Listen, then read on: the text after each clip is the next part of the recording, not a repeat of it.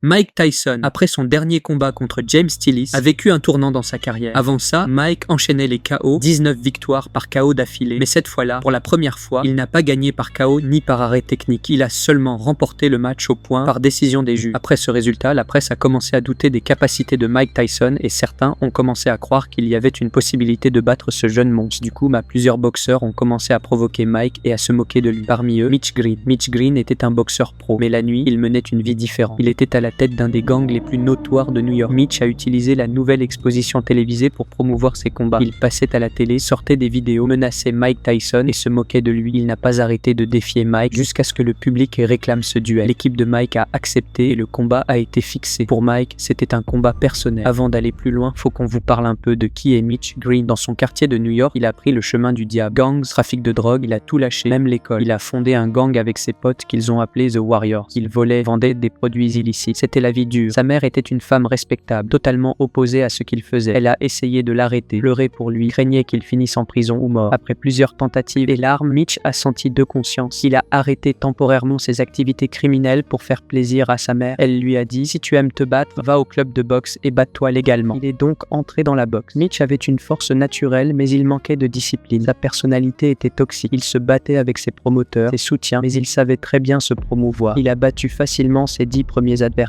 s'est fait des fans et son gang le soutenait. Après un moment, il a obtenu le combat de ses rêves, Mike Tyson. Le jour du combat, Mitch est entré dans le ring tout excité. Mike Tyson, comme d'habitude, est entré en sueur, sans veste, prêt à en découdre. Un vrai guerrier, prêt à bouffer son adversaire. Dès le début, Mike a attaqué Mitch avec une violence inouïe.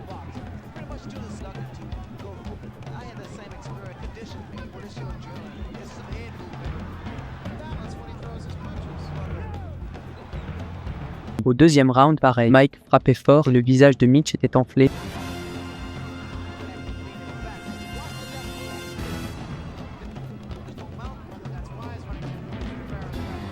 Troisième round, encore la même chose.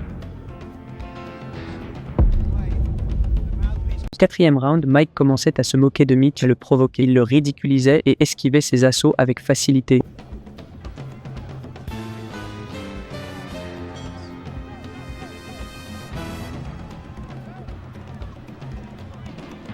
Au cinquième round, Mike se moquait plus fort, le taquinait au visage, le dépassait sur chaque action.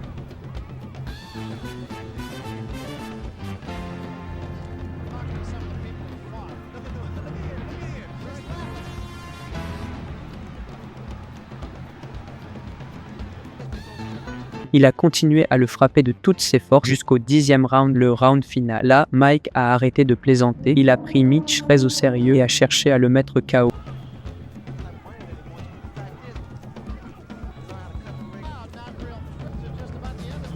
Par miracle, Mitch a survécu à cette ronde, le combat s'est terminé et Mike Tyson a gagné largement au point. C'était la deuxième fois dans la carrière de Mike, il ne mettait pas KO son adversaire, mais la victoire au point était nette. Mitch, lui, avait été humilié, son visage enflé, tout le monde se moquait de lui. Après ce combat, Mitch Green a décidé d'abandonner la boxe et de retourner à son gang et au trafic. Mais la défaite contre Mike est restée en travers de sa gorge. Il voulait se venger. 2 ans plus tard, Mike et Mitch se sont retrouvés par hasard quand Mike allait récupérer une veste chère faite par un ami. Mitch a vu Mike entrer dans la boutique. Il l'a salué mais a exigé une revanche. Il a menacé Mike disant qu'il voulait refaire le combat ou qu'il l'affronterait dans la rue. Mike a refusé et l'a repoussé hors du magasin. Mitch a attendu dehors. Là, Mike a pété un câble. Il a asséné à Mitch un coup de poing qu'il a envoyé au sol. Mitch s'est relevé et Mike l'a renvoyé à terre à plusieurs reprises. Selon les témoins, Mike l'a mis KO 5 fois, au point que la main de Mike a même été blessée à force de frapper. Des photos et des témoignages ont circulé et tout le monde a dit que Mike avait littéralement écrasé Mitch et l'avait fait perdre connaissance. After Mike defended himself, Mitch didn't look too pretty, needless to say. I have pictures of Mike beating on Mitch when he was on the floor.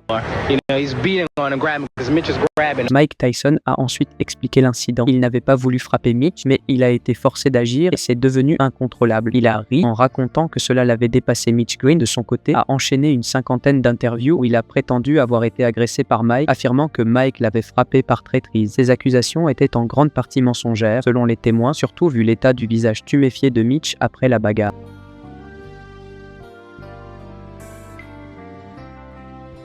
Un an après, Mitch Green, qualifié de lâche par certains, a porté plainte contre Mike Tyson pour agression et a demandé 28 millions de dollars. Mitch a gagné le procès, mais n'a obtenu que 54 000 dollars de dédommagement. That didn't work. The boy scared to death. After we had the street fight, the boy scared to death. Oh, wait a minute. Didn't y'all have a street fight, Mitch? For the ring, for the street. Thinking the man would do something about it.